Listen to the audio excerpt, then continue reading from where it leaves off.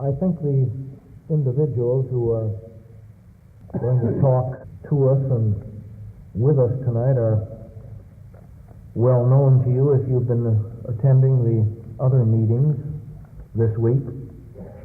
But just in case, on my left, Dr. Louis Dupre, professor of philosophy and theology at Georgetown University in Washington. And on my right, Dr. Albert Ellis, psychologist and director of the Institute for Rational Living. But as I said, I imagine you're well acquainted with these individuals. Now, my role tonight is going to be that as moderator. What does a moderator do? Well, as my wife said, shut up. Merely let these individuals have at one another with their viewpoints. This is difficult, of course, for me to shut up, as many of you are well aware, but I'm going to try, since I've got my marching orders. We would encourage, once these gentlemen get into their points of view, any questions that you would like to ask. I think we can hear you up here, and they would be very happy to handle any questions. What we propose to do is to start out with one of these gentlemen summarizing his point of view that he has been expressing this week. The other will react to it, and perhaps they will react then to, for, against, however the case may be, one another. Again, you would be encouraged to get into the act if you feel so moved. We're going to begin then with the gentleman on my right, Dr. Ellis, and Dr. Dupre will react to his position. Dr. Ellis. Thank you. Like Dr. Dupre, I have been pretty active on this campus in the last 2 days since I arrived yesterday, giving my points of view, and a good many of you have already heard them in more detail.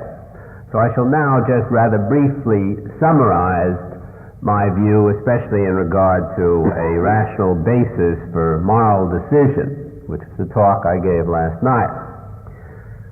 I make certain assumptions, as we all do. We all have our value systems, and even the word rational is a value system, since one can choose to be as irrational as one pleases, and from the standpoint of value, it would be difficult to dispute the other person's right to be as irrational as we want. But I assume in my rational approach to morality that if one is rational, and in my sense of the term as a psychotherapist, sane and healthy in his emotional life, he will first of all base his morality on the fact that it should be man-centered rather than centered on any gods, any supernatural affairs, on anything else, on the animal kingdom. You can base a code of rationality on the entire animal kingdom and give other animals as much leeway and consideration as man. But my assumption of a rational value goes from man first. The rationality is devised so that man is in the center of it, and the priority, not necessarily the complete rule, but the priority in rational principles is to aid the happiness, the well-being of man. Secondly, it is mortality-centered and assumes that for the time being, though not necessarily for all time, man leads a mortal existence, and that's it. If he has any other existence, we do not know about it, though we may hope for it or guess about it, but we know he lives for 75 years approximately, and that he'd better, if he's rational, base his morality on the assumption that he will live that long and not necessarily any longer. A rational system is based primarily on the view that man is self interested. He is rational. He is moral because he wants to benefit himself. He wants to get the greatest possible satisfaction that he can get. But he wants to benefit himself to be hedonistic or pleasure-seeking on a long range rather than just a short-range basis. That is to say, that he doesn't only go for the pleasure of the moment, but for the pleasure of the future as well, particularly since he probably will live his 75 years, and he also has loved ones, his children, his wife, his parents, and so on, who may even live beyond him, especially his children. So therefore, he bases his codes rationally and sanely on the fact that he will exist this length of time approximately, and that they, especially his children, grandchildren, and other members of his culture will go on beyond him, though again not necessarily indefinitely if the second law of thermodynamics really holds true. And after primarily being interested in himself and his happiness, he is secondarily, though this is a close second, interested in the happiness of the entire group in which he lives, because he is inevitably a group-centered individual. He lives in one kind of a group or another all his life, in practically all cases. And unless he tries to have other members of the group live successfully for their well-being and happiness, he will get into difficulties, either direct difficulties. If he goes against them, they will go against him, or indirect difficulties, because even if he can get away with robbery or murder or rape or anything else like that, he's helping to create the kind of a world in which he would not want to live, and in which it's very dubious that he would be maximally happy.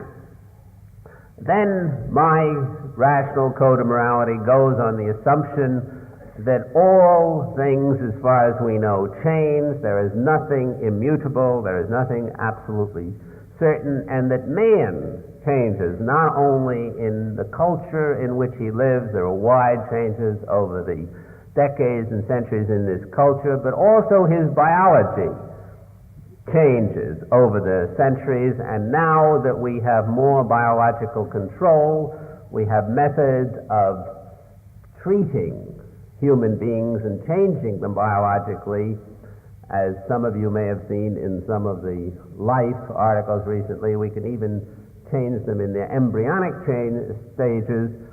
We have to assume that man has a certain nature as of today, but that too may well change biologically, and that any code of morality which is based on man must also accept the possibility that he will change, and that it, therefore, is not immutable, and it will have to change if he significantly does.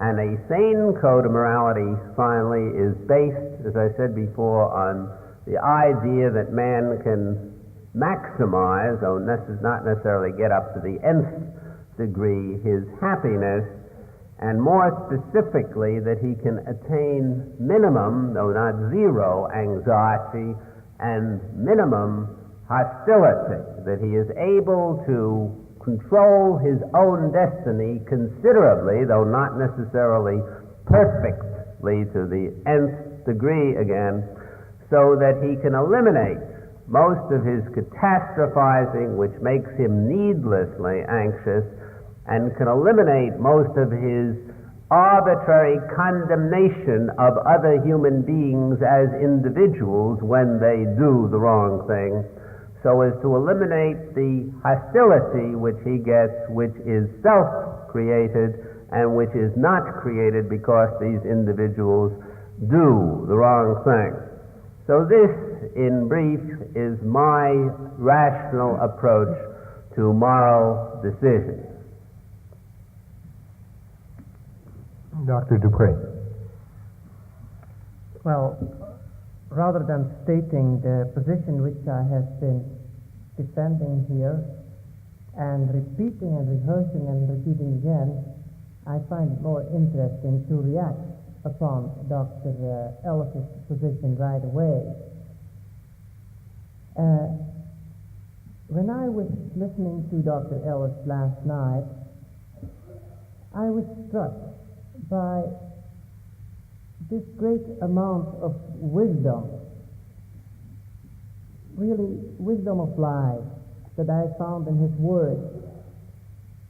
And I was thinking by myself how much time and also how much trouble we could save and how much pain we could save ourselves by heeding these words. It is so true that people waste such a considerable part of their lives in worrying about things that they shouldn't worry about, in taking the loftiest and the highest purposes before they have even achieved the most elementary ones, in talking about love for others before they have even learned to bear with the others, to be patient with the others. I was particularly struck by something a note that rang through the whole talk, at least in my ears, maybe they're prejudiced ears, but something I like to hear very much because I recognize in it the wisdom of one of the greatest sages who ever lived, I think, and that is Spinoza. The Jewish philosopher of the 17th century teaches us that the beginning of freedom is to accept oneself. In that sense, the beginning of freedom is the acceptance of one's necessity. I think if we did that we could be so much happier. And in that sense, I find myself so much in agreement with Dr. Ellis that I hate to disagree, because I'm afraid that this very important aspect, which to me is so important, might get lost in the course of the disagreement. So I want to underline this. Also, from a strictly philosophical point of view, there are a couple of things that I wholeheartedly agree with in his starting point of an ethical theory, although I do realize that Dr. Ellis approaches the same problem from an entirely different point of view, the psychological point of view, the point of view of the man who has had practice with people, counseling people, finding out on a practical level about people, whereas I belong on the ninth cloud of philosophy, the seventh heaven of abstraction. Yet it is all the more remarkable that there are certain points which strike me from that lofty or unreal position as being very true, even from that point of view. For example, I agree with Dr. Ellis that an ethical theory or any ethical system for practical purposes should be man-centered. There is no point in trying to rule your life as if you were not the most important, and because you are free, the only responsible person in the world. You may be a very small person, but after all, it's you. Tu ares agitur, as the Romans say. It's about you that we are talking. I think that any ethical theory, including the one of the believer, Jewish or Christian, any ethical theory should be man-centered. Because if we are going to start our ethical theory by saying, now the first thing to do is to listen to extrinsic commands, to extrinsic orders, I think we have already undercut our entire theory of freedom. Our entire humanism is already gone. If the words of Genesis, that God made man in his image and likeness, make any sense at all, then they seem to mean that God placed man on this world to take care of himself, and it is for that particular reason that he provided him with intellect and freedom. So I am in wholehearted agreement with this man-centered ethics. I also am in agreement with the point that he made, that any ethical system has to be centered upon this life, because after all, this life is the life for which we are held responsible. This life is the one in which we, as even from a supernatural point of view, we should say, this life is the one in which we operate our salvation, as the apostles say. So it still would be in this life.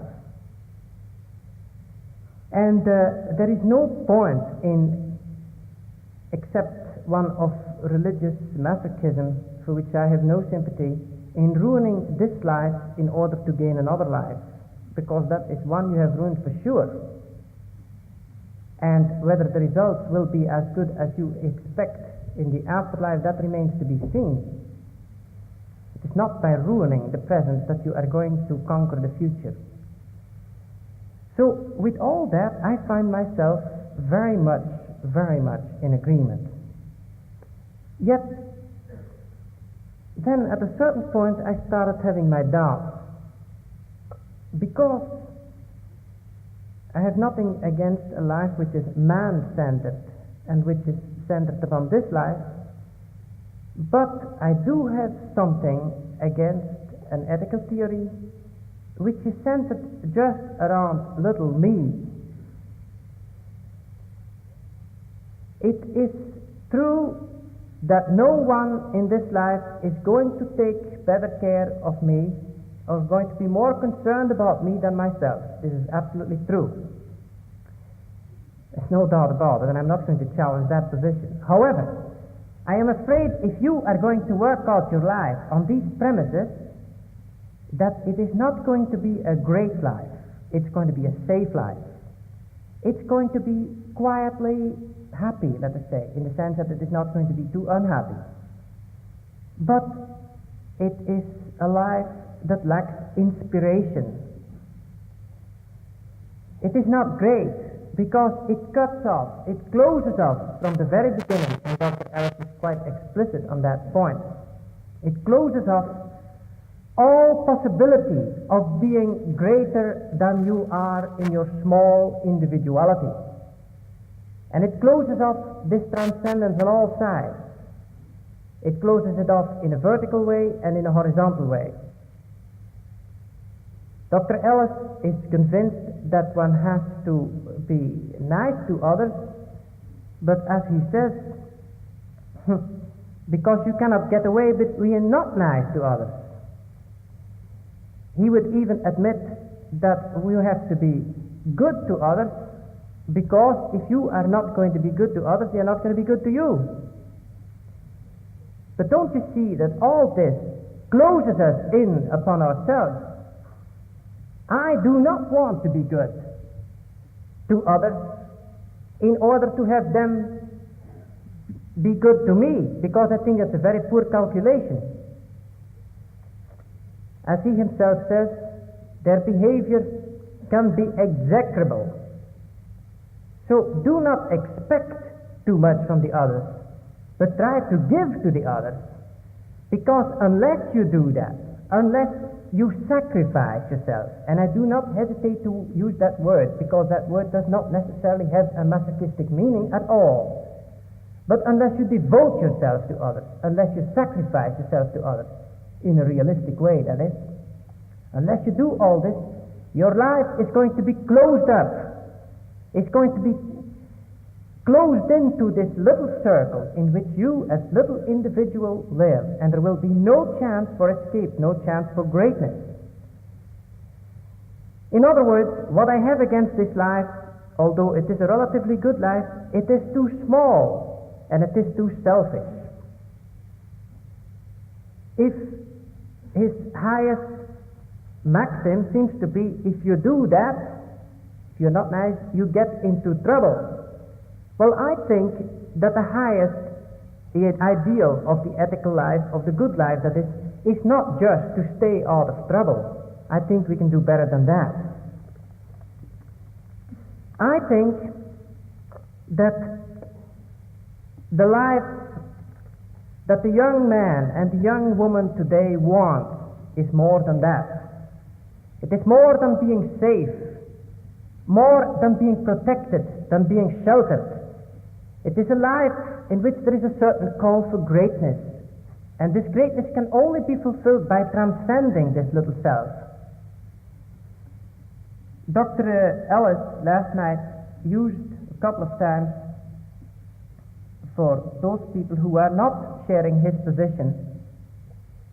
He used the word irrational. It's not rational, it's superstitious, it's religious. These are three synonyms for Dr. Ellis, not for me, however. Well, at one point he also used the word, this is nuts, or this is what you dream up in your nutty head. Well, I wonder what he would say with his safe morality, the morality of safety and the morality of not getting into trouble, about these desires of our young men and young women today who want to join up in the Peace Corps, who want to go to a foreign country, to work and slave away, to get no gratitude whatsoever. I was wondering about the young man that I had the pleasure of associating with here on the campus, and I asked one of them, what do you want to do now when you graduate? Where do you want to go? I want to teach in a slum in a big city. Is this because the people in the slum are going to treat him nicely? Well, I would say if you want to be treated nicely, you better stay away from the slums, because that's not the best way to get a nice treatment for others. It's not the best way to take to heart your best self-interest. But it may be the way to greatness, and it may be the way to self-transcendence. If this is nuts, I would say thank God for nuts like that. That's my position. I think the way Dr. Ellis has been writing over here, he ought to be allowed to react to the reaction. And if he doesn't react, I will. And if Lou doesn't react to what Dr. Ellis has reacted to, I'll react to that. But I have utmost confidence in both of them. Dr. Ellis. Well, first of all, like Dr. Dupre, I am very happy to hear his agreements with me, and I am very happy to be able to agree with the great bulk of what he said, though for somewhat different reasons than he brought up. Because the points that he's made, which I shall go over in a moment, seem to me quite valid if one is looking for human happiness in the world, if one wants to get what I call a vital absorbing interest. One has to go beyond oneself and not just think of what he, I think, rightly termed little me. The problem is that the things he was talking about I don't think have anything to do with morality. They do have something to do with the philosophy or the wisdom of trying to lead a full life. And if one wants to lead a full life, there are various things one should do. But in the usual use of the word morality, what we mean by it is one's relationship with others and what consists of doing these others in, of needlessly harming them. Incidentally, this word needlessly is usually left out of discussions of morality, because when we morally try not to hurt other human beings, we forget that we often have to hurt them in any competitive society. If you go for a job and somebody else goes for the same job, you have to hurt him by trying to get the job yourself in many instances. But that isn't immoral, because you're not needlessly, gratuitously, deliberately doing him in. You're just trying to get the job. But morality, as I said, is usually conceived of getting along in the world, A, by not defeating your own ends, which also often gets lost in the shuffle, and particularly B, by not needlessly harming others. Now, I'll just go through some of the points which Dr. Dupre raised, most of which, as I said, I quite agree with, but I'll show you why I don't think they have much to do with morality. First, he said that if one wants to lead the good life, I think that was the word he used, that it is not good to be just centered in little me. And I would agree. As a matter of fact, one of the great advantages of psychotherapy when it's done well is the individual comes in self-centered. This is a bad term because it really means too absorbed in what others think of him. It means other-directed. He's interested in himself in order to prove to others what a great guy he is, and if he can't do that, then he gets very anxious, depressed, guilty, ashamed, etc. But once we can get him to see that it really isn't that important what certain people who disagree with him think of him, unless they're going to do something practical about it, such as burn down his house or fire him or put him into jail, that he can have the courage to think for himself, then he loses his self-centeredness. Now, once he loses his self-centeredness, he is theoretically healthy, but he has to have something to do in life, because just not caring too much what other people think of you and being able to think for yourself and not make yourself anxious does not mean that you'll enjoy yourself. You might sit contemplating your navel for the rest of your life, and I don't think that would be very enjoyable unless you were some kind of a mystic who gave special significance to concentrate on one's navel. Most of us would be bored as beachcombers, even though, as Dr. Dupre said, we might be safe beachcombers, and I don't go just for safety. So the thing the individual has to do is to use a dirty word, transcend himself. I say it's a dirty word because it has a lot of connotations, and it goes back probably, at least in part, to the transcendentalists of the 19th century, Emerson, Thoreau, and others, who had a kind of mystical conception of transcending themselves in a very, I won't say religious way, they weren't exactly the usual kind of believers, but in getting us out of one's own soul, which I'm not sure one can do. So it has bad connotations, but if we use the word transcend, as I think Dr. Dupre was sort of using it, it means not just to be absorbed in your little pursuits, but to get outside yourself and devote yourself to something bigger. Because if you pick little problems to solve, which you can do, even if they're vocational problems, or scientific problems, or artistic problems, if they're little, you soon get bored. If you have good brain cells, you get bored with these little problems, then you have to get other little problems and other little problems. Therefore, you would do best if you devoted yourself to some vital, absorbing interest, which is a term I use in my book, Reason and Emotion Psychotherapy, and that others use very similarly. Meaning, you'd better get something big, something transcendent in the sense that it isn't just winning a game of chess.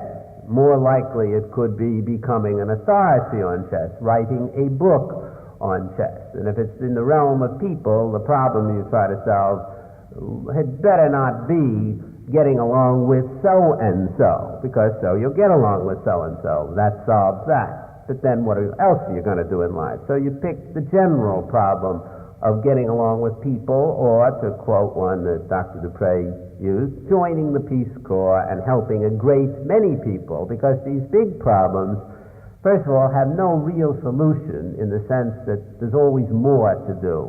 The Peace Corps, in a sense, will never finish its work, and if it does, there'll be other projects that man can use of a different, or a similar sort, I should say. And if you take a field like my own, in the field of psychology and psychotherapy, you solve one problem, you create 5 or 10 more in the course of solving that one. So these are big interests, and in a sense, they're outside yourself. Now, in another sense, they include yourself, because you want to solve the problem, among other reasons, that it would do you good to understand things and use them for your purpose. But quite aside from that, man is a curiosity-seeking animal. He's a problem-solving animal. and he needs great big things outside himself to have a ball with. Now, it's transcendent used in this sense of the word. I completely agree with Dr. Dupre. But it still has nothing to do with morality for the simple reason, let's suppose that you do not do anything of this sort. That morally you're a nice person, you do not needlessly harm other human beings, you don't needlessly do yourself in, and therefore you're safe, again to use Dr. Dupre's term. Let's suppose that exists. Well, by all normal standards you would be a moral person. Now the question comes up, let's suppose also when you're moral, you don't get anything outside yourself. You don't devote yourself to the Peace Corps, you don't get into politics, you don't function as a member of some wider group with a worthy purpose or something like that. You are then, in the usual sense of the term, not immoral, though you may not be as happy as you could possibly be. So you've unwisely, to some degree, chosen what to do in life. You've stayed on a rather piddling small level, but that is not what we normally call immoral, unless we're using the term quite differently than we usually use it.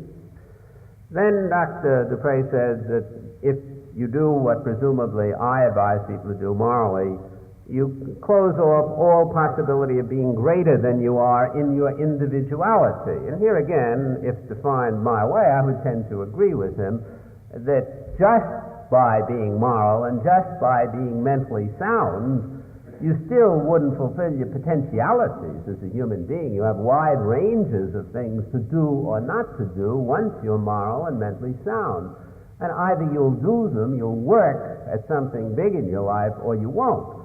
But if you don't, it's sad, it's unfortunate, it's regretful, but you are not immoral, and you're certainly not a louse of any kind. Then he said, unless you sacrifice yourself to others, your life will be closed into a little world. Well, there again, I would tend to agree with him. It will be closed into a little world.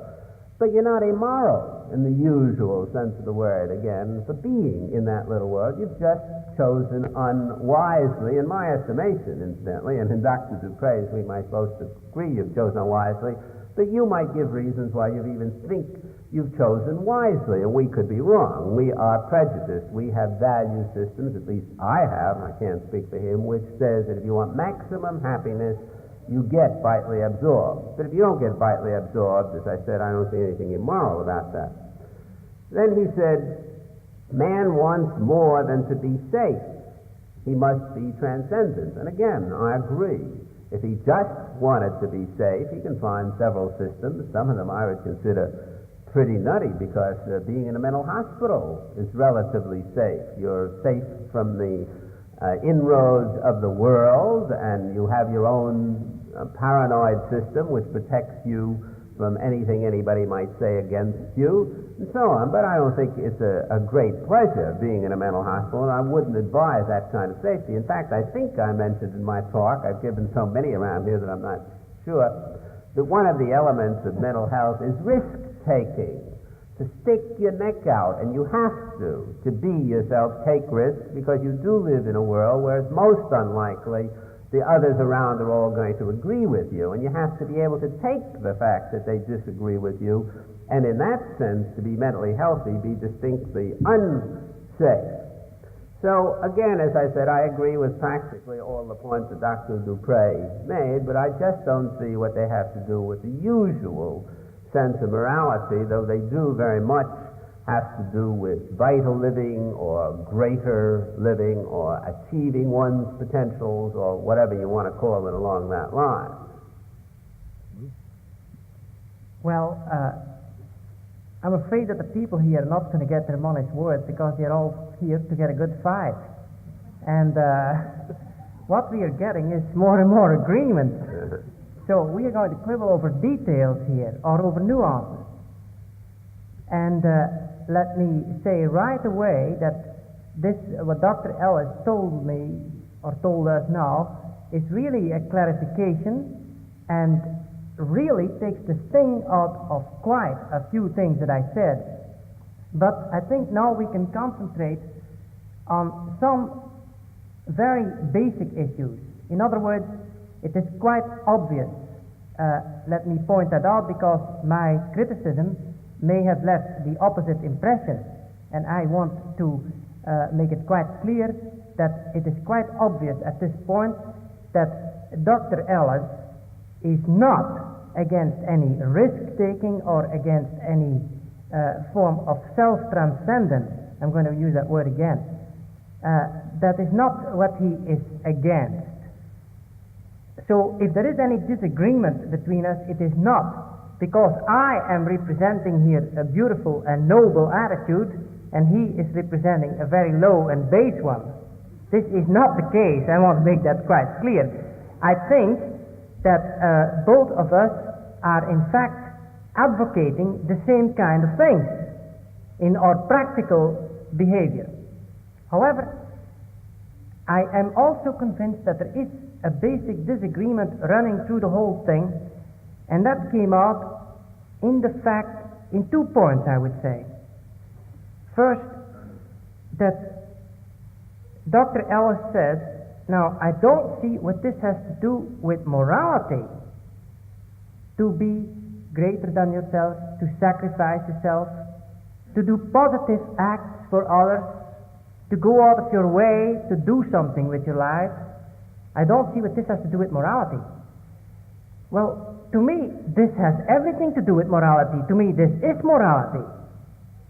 I am not impressed at all, and if this is what Dr. Ellis is fighting, I'm all on his side once more, against a pure negative morality full of inhibitions, built around a little idea of human nature that you or someone else or some textbook writer has built up, and in which you say do and don't. This is the kitchen of morality, but it certainly is not the living room. I want air. I want fresh air in this. Morality means, after all, the way in which man lives his life. In fact, the Greek word ethos, from which ethics comes, meant originally not a set of rules, but meant simply behavior. The way people act, that means the way they realize themselves. Well, I think self-realization, and that is what morality is not to be obtained by all kinds of negative precepts, which very often are inhibitions, let us face it. And Dr. Ellis is in a better position as a psychologist than I am to know about it. How often what we sell for morality, particularly in a negative way, is in fact delusions, is self-deception, and is in fact a lack of risk of going out of yourself. But I do mean that any authentic morality is precisely this positive morality. If we are going to be held responsible about your actions, I don't think that the main question, the main problem is going to be how many built-in precepts of your nature did you violate, but what did you do with your life? Isn't that how we judge a human life? By what it has accomplished, and we are willing to take quite a few deficiencies into the bargain here, as long as there is this basic tendency towards self-transcendence. Now, with that word which was obviously also another word where we somewhat disagree, I come to my second point of disagreement, I think. But I'm not sure anymore. The second point is this. That word self-transcendence, I take that very seriously, and I would not, for nothing in the world, leave that to the American transcendentalists, a group of philosophers for which I have really very little sympathy, because the word existed and the notion existed at least 100 years before them. This was used in the 18th century already by Kant in the sense which I gave to it, in the critique of practical reason and in the critique of pure reason. So what I mean by self-transcendence is, I think, still different from what Dr. Ellis meant by it, but he will correct me if I'm wrong.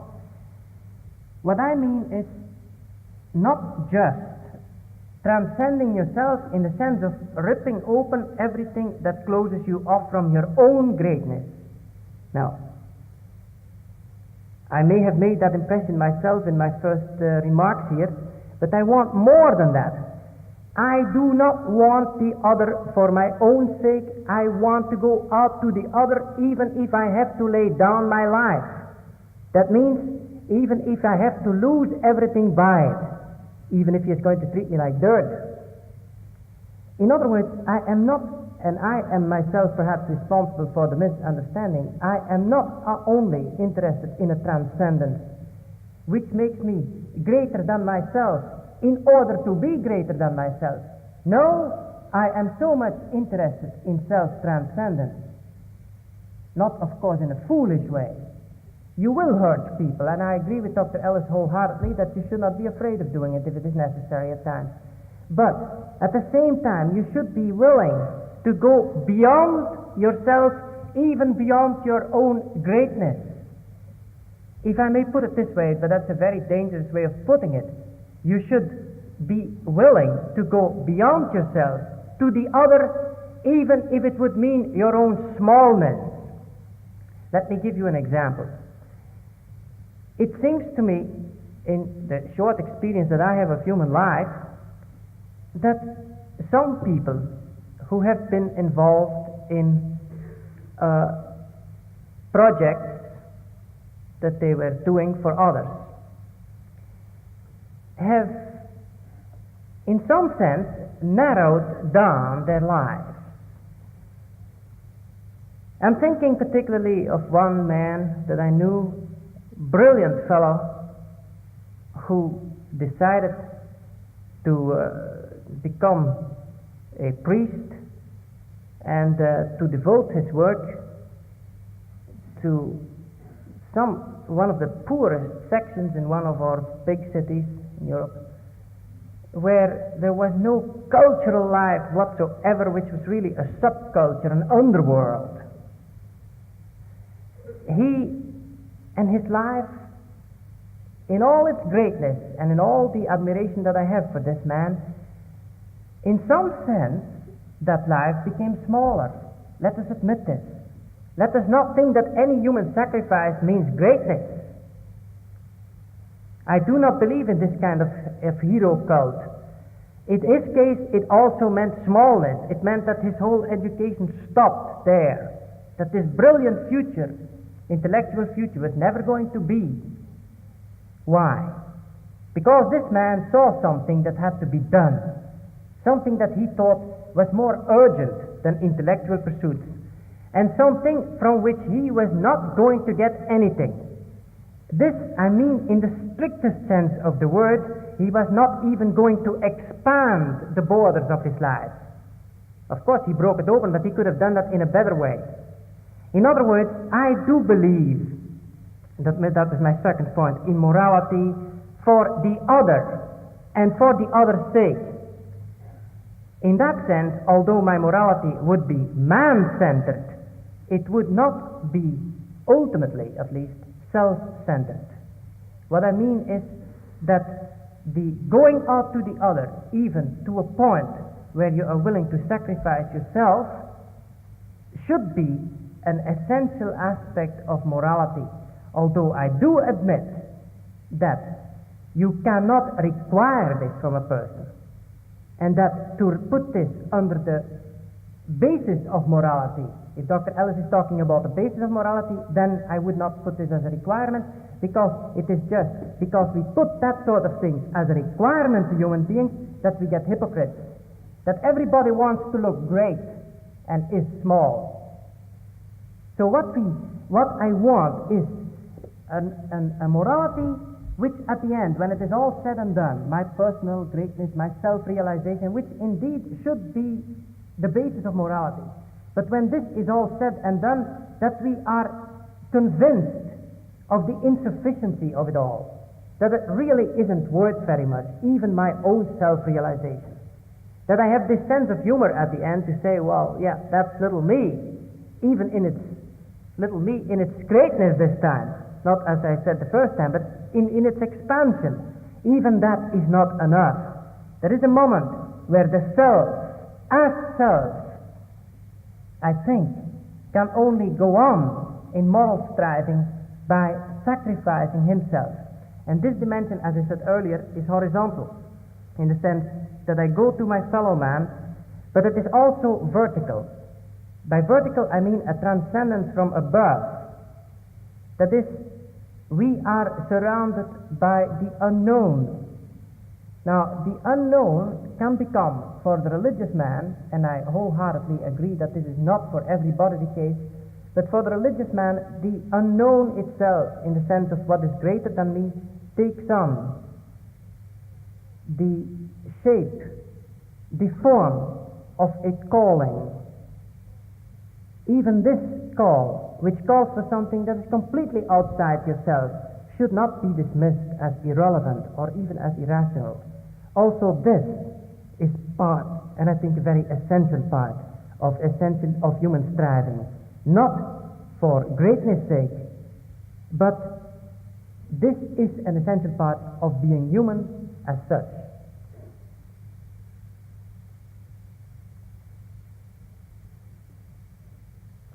Well, again, the more we talk, the more we agree and disagree. Let me emphasize this time, though I agree again with a lot of what Dr. Dupre has said, some of the points which may be basic disagreements. First of all, in terms of defining morality, he asked the ultimate question, what did you do with your life? And the implication is, if you didn't achieve your potential, if you didn't live in a full way, then you are immoral, because he stated this as a moral question. Now, I would agree in part with this, because if you didn't achieve your potential, if you could have had a real swinging life, and you had a pretty dull, limited, just safe one, I'd say, as I said last night, that you are immoral to yourself. Your self-defeatism is evident, and that to me seems to be essentially immoral.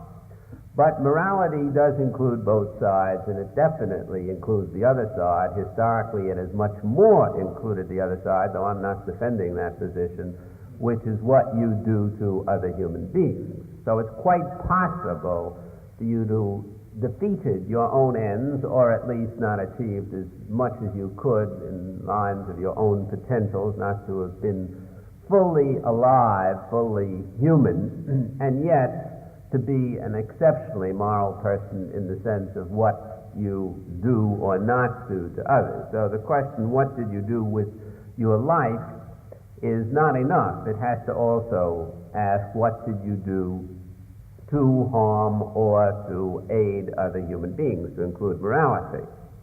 Now, on the point of self-transcendence, unfortunately, again, these words have connotations, and it's a little difficult for me to see any real basic difference between the term, as Dr. Dupre is using it, self-transcendence, and what used to be called in the old terms altruism. It seems to me he's putting the two fairly much together, though I may be wrong about that. Now, he said, for example, that in self-transcendence you go out to the other human being even if you have to lay down your own life, and in that manner you would transcend yourself. Well, it seems to me that you obviously wouldn't, except by trickery, because if you did go out of your way to lay down your own life, presumably altruistically, which would have been the old term, or lovingly, to others, you're obviously doing it because you decided to do it. You took pleasure of some kind or other in laying down your own life for another human being. It was your decision, your choice. Now, how you could ever get away from the self and really transcend yourself, I don't know. And that's why I object to the very term self-transcendence, because in trying to be self-transcendental or self-transcendent or whatever you want to call it, you are the individual who is doing it, and you have a reason for so doing. It doesn't come to you from without. It doesn't come to you from on high. You decide it. Therefore, in the last analysis, you can't, as far as I can see, be self-transcendent in the way he seemed to be using it, any more than you can truly be altruistic, because when you sacrifice yourself for another, you do it because you take some kind of satisfaction. We can call it masochistic satisfaction or any other kind in so sacrificing. So there is no such thing as genuine, pure, 100% altruism as far as I can tell. Now, just to go on to this, he said that you should be willing to go beyond your own greatness, even if it would mean your own smallness.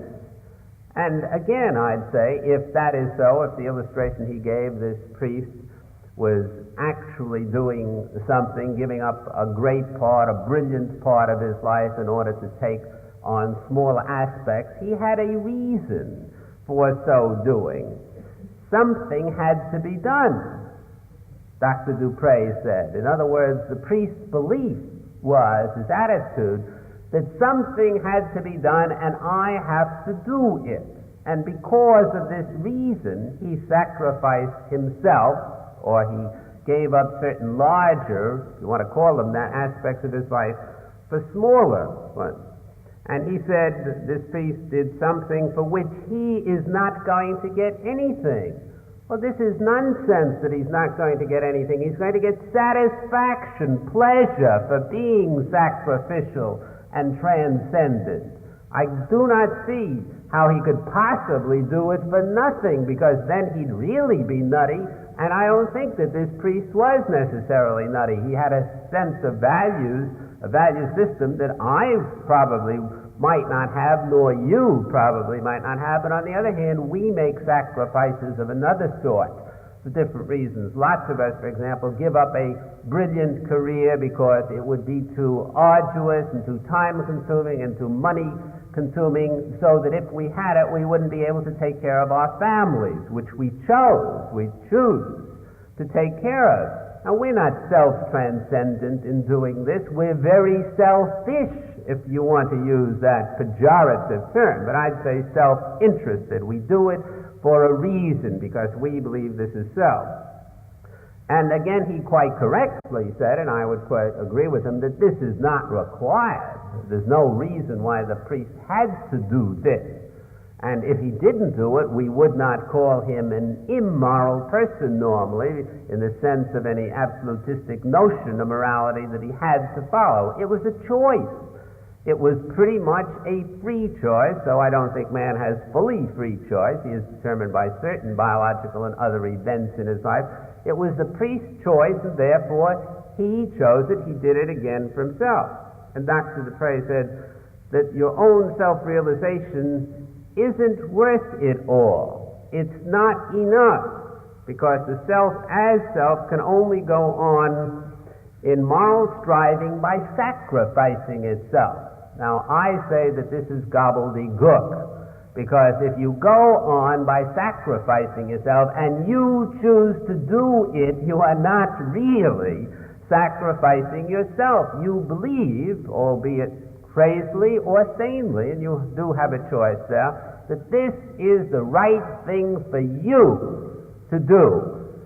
I cannot see any self-transcendence in the sort of mystical sense, and I think this is a mystical sense, of getting beyond self. I defy anybody really to be thoroughly altruistic or get beyond himself. Well, if you mean that I cannot get beyond the self in the sense that it was my decision and that I had a reason for doing it, I certainly agree with that. Otherwise it would be pure foolishness. That's obvious. But that doesn't teach me very much, really. But if you mean that I cannot go beyond myself in the sense of I cannot go beyond my pleasure, then I disagree completely. Because I can have something for which I have a good reason, and yet which doesn't give me any pleasure at all. In fact, I am not a very saintly nor a very moral person, but I have done it myself. I've reached conclusions where I say, no, this I really don't like to do. This gives me great displeasure. Yet, I'm going to do it because I think it is just right to do this. Or because I think it is better. Or because I think it is good for this other person, much as I hate to do it. So, to have a reason. There is one thing where we disagree, and this is a very small point, but it is a very important one. That's why Dr. Ellis is not exaggerating at all on this particular point, where he calls himself a hedonist. He identifies reason with pleasure. I don't. I do believe that there are other motivations than pleasure. It is on that particular point, I think, that our disagreement lies. But by now, this must have become clear to the audience too, I guess. Well, I'm not so sure it's a point of disagreement. It may well be the essence of our disagreement, but again, Dr. Dupre just said, I do it because I think it is better. Now, obviously, if he didn't do what he thinks is better, he would be supremely displeased with himself. There is still pleasure here, and I don't think that he is facing the fact that ultimately it is always pleasure, and that the reason for doing anything that I can think of, unless, and I agree with him, you're completely off your rocker, is some kind of satisfaction or warding off dissatisfaction, disliking yourself, disliking your act. To me, this is still pleasure. No, I think every one of us has had the experience where even if he does something which he considers to be good, that he has displeasure because he feels, I just don't like to do this. To do the right thing is not to do it because it's going to give you pleasure. It may give you some pleasure, even the pleasure of following your conscience, which I admit is a pleasure. I'm not quibbling about that. I admit that. It is the supreme nobility of feeling I have done my duty. I don't think too much of it, but anyway, it is a pleasure. Good. But this is post factum. This comes after the act, if it comes at all. In fact, I don't think it always comes. Sometimes I just say, I'm going to do it because I think I have to do it. What happens? I do not look forward to any pleasure. In fact, I know I look forward to a terrible displeasure. And that's exactly what I get in some cases. My conscience does not make me feel happy. It just makes me feel that this is a miserable thing to do, but there is no other no other alternative within a set of values which I have accepted, not because they give me pleasure, but, there I agree, because I think they are better. But good and pleasure, the identification of these two, as the philosopher here in the middle of us can point out, is a particular philosophical position, which is called hedonism, and which I do not share.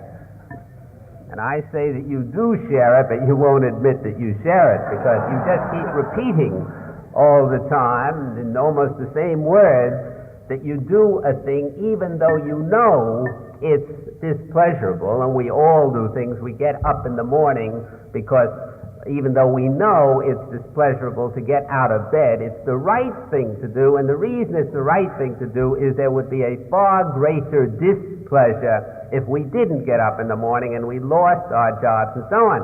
And you're just not ending the sentence. When you ever say that I do this thing because knowing it is displeasure, you forget to add, because if I didn't do it, I believe I would get some kind, conscience pangs, or whatever you call it, of greater displeasure. For getting up in the morning, definitely. Because I get into trouble. I mean, that's how I make a salary, by getting up in the morning. But this is not true when we are dealing with the purely gratuitous acts. And by this, of course, I do not mean acts which are without motivation. That's just the point. There are no acts without motivation. Every act has a reason. But if let me take the case which I gave you there of this friend of mine, with whom I later lost contact just because we grew apart. He led this strange life and I didn't share that life. But let me take that example now. I just don't believe that at that moment that he saw any great pleasure in doing it. This man liked books as much as I do, and that he saw any great displeasure in not doing it. So there was neither a future displeasure nor a present pleasure. And still he did it. He obviously had a reason for doing it. This is unquestionable. But that the reason for doing something is pleasure is a purely gratuitous assumption, which Dr. Ellis keeps repeating. And by this, of course, I do not mean acts which are without motivation. That's just the point. There are no acts without motivation. Every act has a reason. But if let me take that the case which I gave you there of this friend of mine, with whom I later lost contact just because we grew apart. He led this strange life and I didn't share that life. But let me take that example now. I just don't believe that at that moment that he saw any great pleasure in doing it. This man liked books as much as I do, and that he saw any great displeasure in not doing it. So there was neither a future displeasure nor a present pleasure. And still he did it. He obviously had a reason for doing it. This is unquestionable. But that the reason for doing something is pleasure is a purely gratuitous assumption, which Dr. Ellis keeps repeating. Oh, let's go over the first one first. Try that first question again, would you?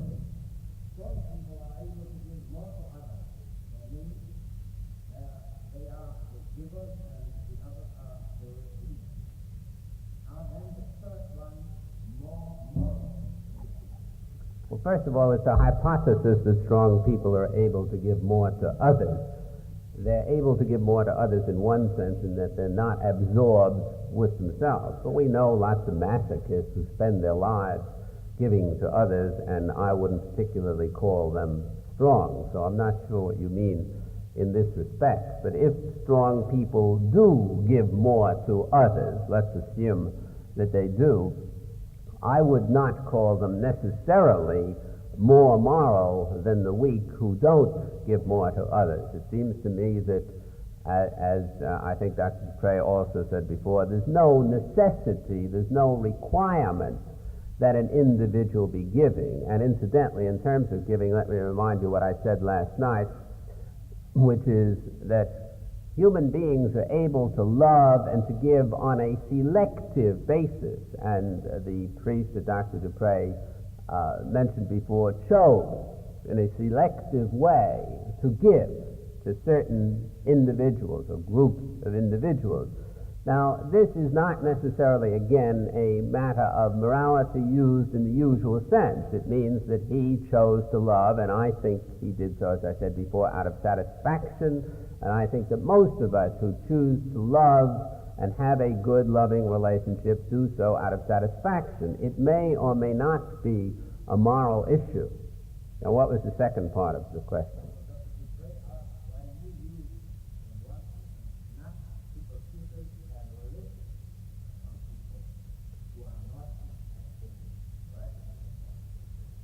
Well, the reason I use not superstitious and religious is because if we define religiousness the way I do, meaning an orthodox belief that a certain thing must be, particularly a belief in the supernatural, then, as I said in the class on comparative religion today, this is superstition. This is nuttiness, emotional illness, as we usually call it, or neurosis or psychosis, consists of dogmatically, rigidly holding to some view or other.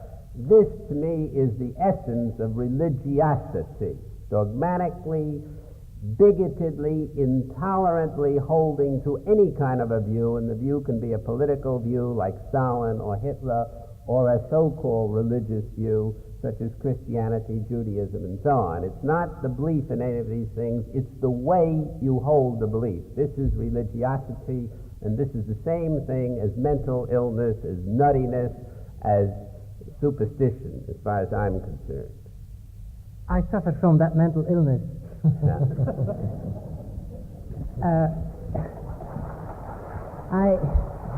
I am sure, however, now that I think Dr. Ellis has given an answer. He is not attacking as he said himself, these things in themselves, Judaism or Christianity, are in themselves not nothingness, but there is a way of going about it which I also would say seems to attract the nuts. Namely, fanaticism. You might have heard some of the applause. Well,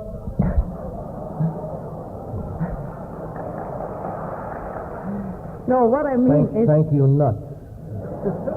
What I mean is that it is indeed remarkable that, as I noticed when I was studying at the University of Louvain and had some contact with this psychiatric institute, where one of my friends used to take me over. It is remarkable how many people, when something goes wrong with their psychological equilibrium, that there comes all kind of religiosity in it. And I like particularly the fact that Dr. Ellis at the end used the word religiosity rather than religion. Well, now I have often thought about that. What is the meaning of that? Why is it that the first things that go wrong with people when they get nuts is that they become either anti-religious or religious in a strange way, or something? There is very often something religious about this. Is the possibility exist that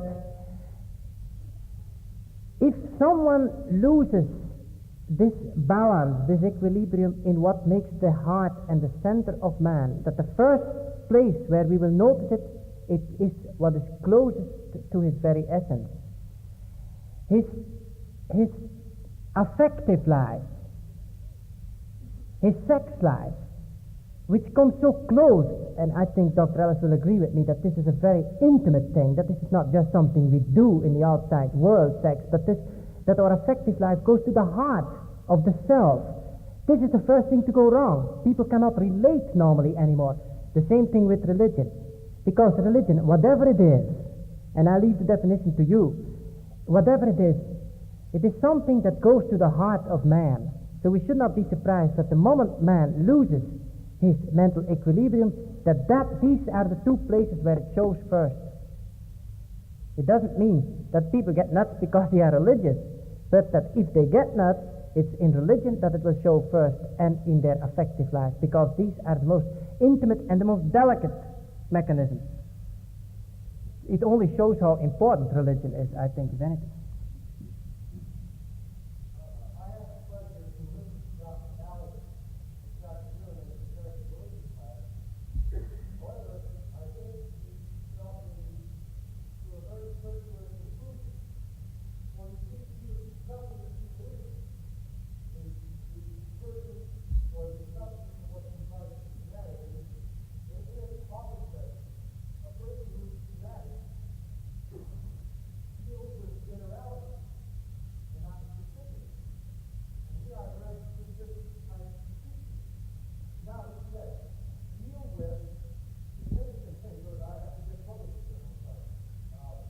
Vital absorbing interest? Is that?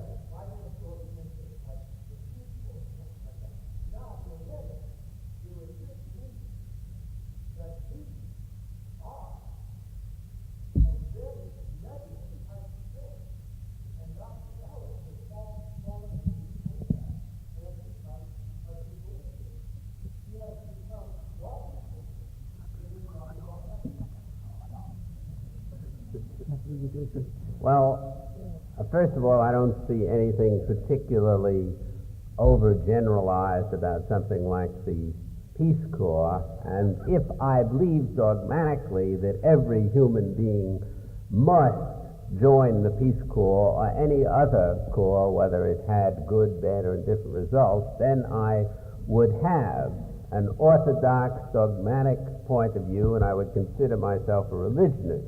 When I say that it is probably advisable for most people, particularly those with good brain cells, to get some vital absorbing interest which they would choose for themselves, and I would not impose this interest on them. It seems to me that that is hardly any dogmatic view.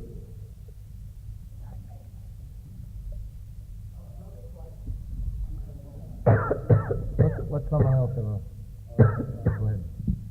Dr. Ellis seems to think that if one holds to a dogmatic position that this is medicine, it is not his rejection of the supernatural, as his rejection of the supernatural is not his form of the same kind of medicine. But it's not a thing a lot to say that there cannot be a supernatural. But I wanted to ask that. May I answer that first, and then you can go on? Let me just answer that first, because we'll get lost in questions. If I were to say that there absolutely cannot be a supernatural, I would be a nut, because that is a dogmatic position. My position is that the probability of there being anything supernatural is exceptionally low, and until some evidence of it exists, I will not accept this low probability. But anything is possible, including the supernatural. And people who think that it isn't, like the devotees of Ayn Rand, I think are religionists.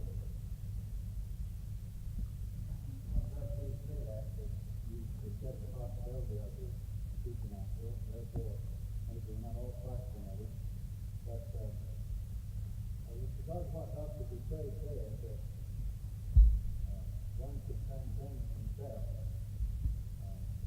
It seems to me that we cannot transcend ourselves unless we lose ourselves in a higher thought, unless we have a higher thing. I'm using illustration just as the moon revolves around the earth, and the earth is also part of a solar system. The solar system is part of the universe and so forth, and each is a part of a higher system. And its motion is changed according to it is a part of a higher system. So we cannot transcend ourselves unless we recognize a higher system. And that's what I would be brought out more clearly, that is God. We transcend ourselves by recognizing God. Is that what it is? Is that for me, the question? Of Dr. Ellis? No, I think are you asking that of Dr. Dupre or me? Well, no, I wish you'd asked me. Why don't you say? What did you say about? Well, it seems to me that kind of an argument whereby you say that you feel the necessity of transcending yourself in something greater than yourself. The analogy breaks down if you're going to use a comparison between something that is factually demonstrable and something that is at best a hope or a wish or an emotion. I would agree with the first half of your answer entirely. I think that we have to be very careful with that kind of comparisons because they don't prove very much. Now, for me, I would say that the transcendence in the religious sense, which you give to it now, the transcendence in the sense of a God, is more than a wish or a hope. It is a faith, a belief. I would not say it is something that I can see because I don't. But whatever it is, I do not think we have the right to limit the notion of self-transcendence, which also Dr. Ellis accepts. The word may not be the right word here, but to limit this to the religious man, I don't think we have the right to accaparate this word and to say, this is ours. We are the religious people. We are the great ones. Oh, no. Frankly, ladies and gentlemen, I don't believe that a man for being religious is greater than anyone else. Even though I'm religious, I hate to admit that there are just as many creeps in religion as in anything else. So,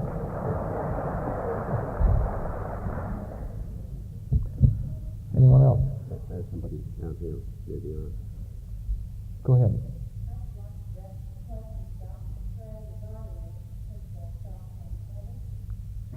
there you go again.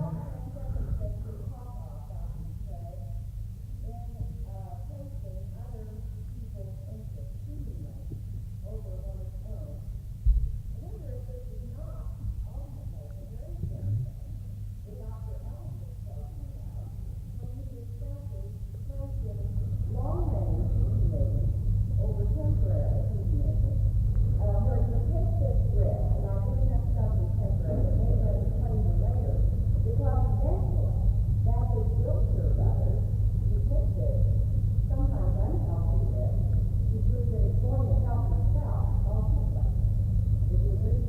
No?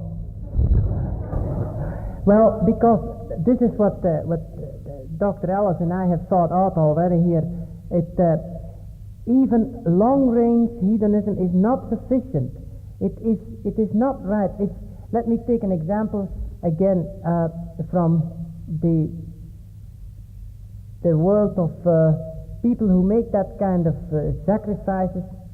And let us assume that we have someone now who is not patently deceiving himself as so many people do.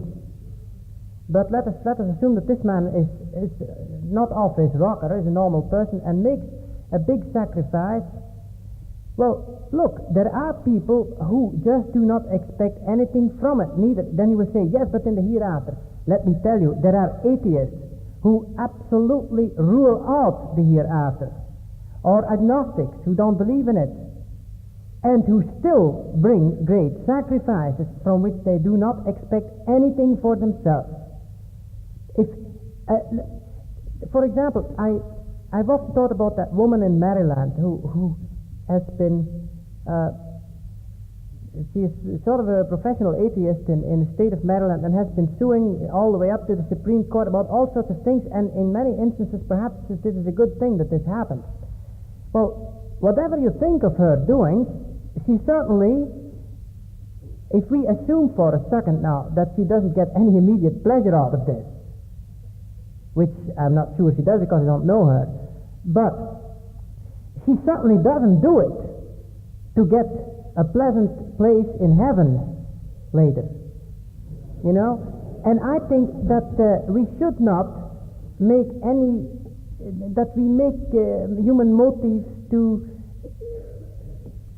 we should not make them suspect by saying, well, he doesn't do it because he expects pleasure. No, but because in the long run he expects the moment he lies on his deathbed, then he will say, no, wasn't that a beautiful life? Wasn't that a good life that I spent? Let me tell you this, so far as I'm concerned. When I'm lying on my deathbed, I may be looking forward to an afterlife. But I know one thing, and this here I can speak for the atheist, I hope. I know one thing. I am certainly not going to waste my whole life for that one moment when you're half conscious and too sick to feel much of anything, and then to say, wasn't it great? It's too late. Too late. I'm sure that both of you mentioned it in the first of the talk, so it wasn't clear to me exactly. I think it might help each of you with your son, but you, by the morality, and will react to each other.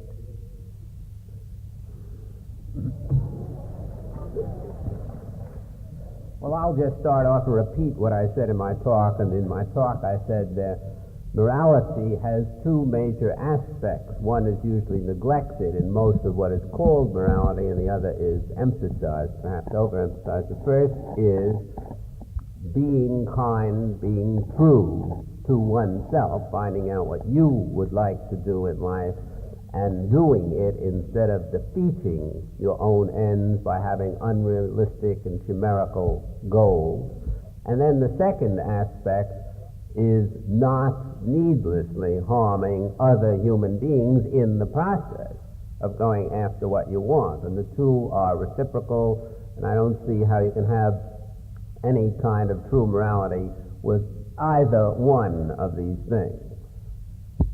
I would define morality in a somewhat different way, but I would explicitly state, like to state that I agree with that I can buy Dr. Ellis's morality definition, which is done from a more practical point of view. Mine would be somewhat more, lines cloudish, I'm afraid, but I would say it is the realization of man's freedom, or if you want to call that, the man's self-realization. Because as I said already, as I admitted to Dr. Ellis, it is always the self that makes the decision. As insofar as I am free, I have to make decisions. Now the science, this can be a science or it can be a simple knowledge, it can be a system or it can be a practical knowledge of how to make decisions, is what I call morality, and anything that enters into that is moral.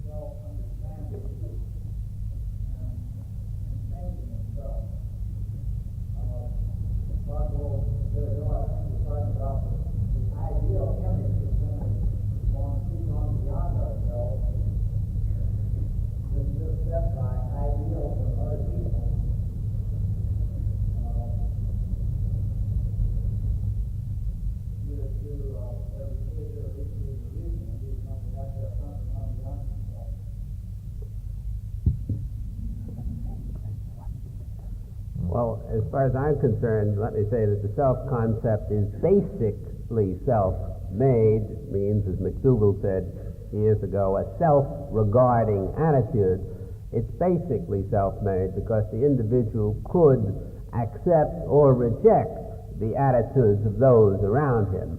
But statistically speaking, as George Herbert Mead, an American social philosopher, showed many years ago, there is a tendency for human beings to accept the image of themselves that others have and make this their self-concept. Most of them do more or less this kind of thing. Now, they don't have to. There's no invariant law that says they have to do this, that they must have as their self-image the reflected appraisals of others. But there will be that tendency, and consequently, if they live in an environment where others, almost universally significant others, think they are worthless, no good, etc., they will tend to believe that. But it will really make it more difficult for them to come through to philosophize and have a good self-concept. Not impossible, but more difficult, much more difficult. We've been at this for an hour and a half now, and I'm going to take it on my shoulders to call a halt to it. These two gentlemen have got planes to catch. We have used them, as the expression goes, all week, and we are the winners, of course. And I'm sure I speak for all of you when I thank both of them, not only for what they've done tonight, but what they've done for us during the past week. Religious Emphasis Week traditionally asks visiting professors to the campus, not only because they have something to share, but primarily because they can, after what they've said, can get out of town, you see. I'm sure that in this case, that's not necessary. Each of these men can be proud of what they've done, and I'm sure as I thank them for myself, I do so for you. Thank you for coming tonight. Thank you.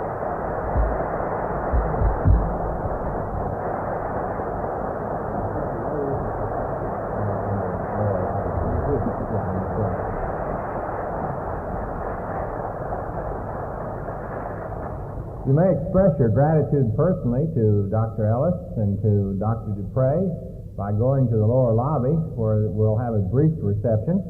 As has been said, Religious Emphasis Week, this is the final program, but it need not end at this point. To the extent that you found someone who has something of the same concern, is seeking the same kind of thing that you are, and you found somebody who may have some resources at this point, then Religious Emphasis Week may be only beginning for you. I invite faculty members to join in a evaluation luncheon tomorrow at noon in the Riley Room in the cafeteria. You're dismissed.